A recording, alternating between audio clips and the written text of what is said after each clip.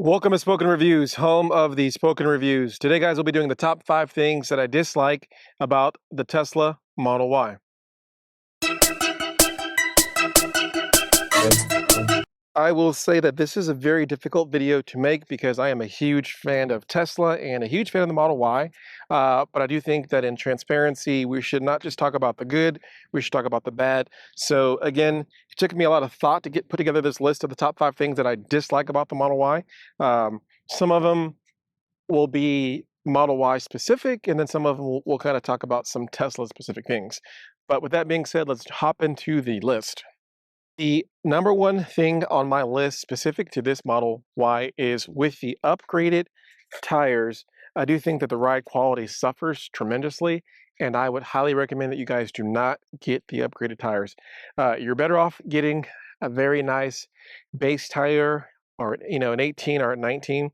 Whenever you go to a 20, the ride quality definitely suffers, and it's extremely annoying. So if you really care about ride quality, I would definitely not get the upgraded tires. I know they look better, but I'd be better off, I'd say, get the 18s and get some nice covers that look like turbine wheels that will ride a lot better, and you won't have. All right, number 2 on the list of my dislikes is going to be the range.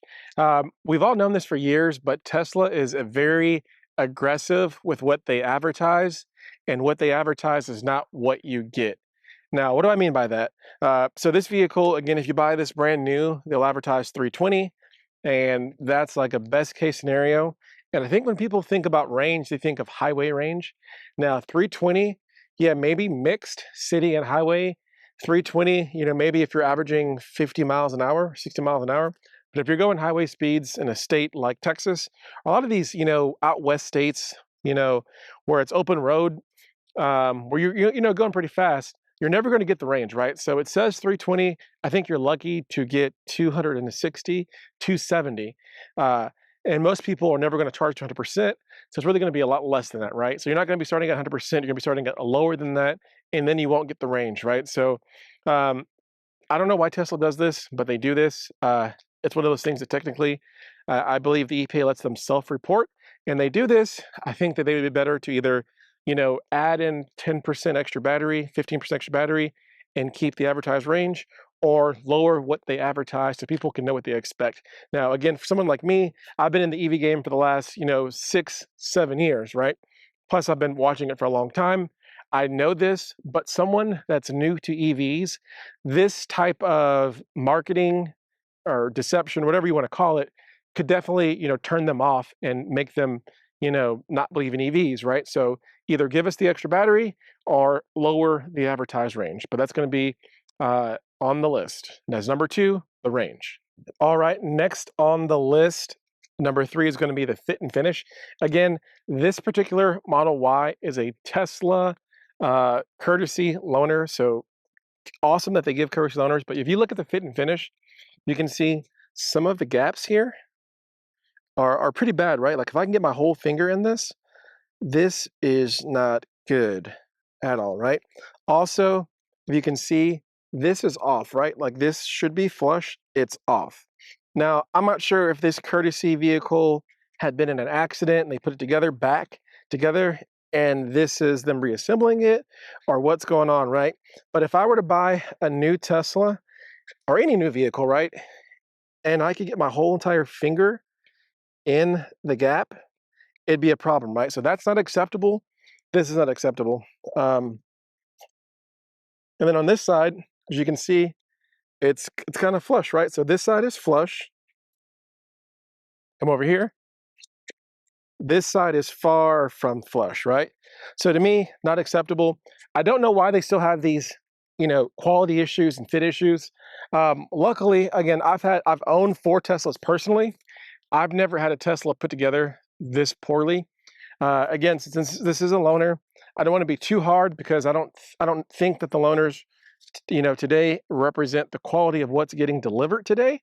I would just, highly advise everyone. I mean, I'm looking right now, even this is off, right? If you guys can see, that's not supposed to be like that. Again, I'm nitpicking, again, trying to make a list, just trying to be honest with you guys, but definitely to me going to be an issue with the fitment. Uh, you don't see these issues with other vehicles at this cost, right? Or cheaper vehicles, right? Like you're not going to see these gaps on a Chevy or a Ford, or especially a Toyota, right? Toyota has the best quality and tolerances of any vehicle out there. I'd say Toyota and then BMW. You're gonna have the best, in my opinion, fitment and tolerances, right?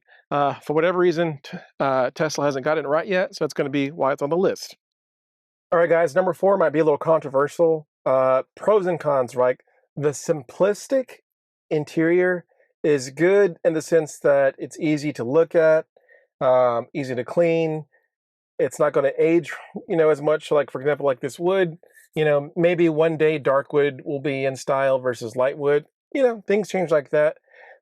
Pros and cons, very simplistic. Some people like that. I personally like a little bit more luxury, right? I like the leather. I like more wood. I like the stitching.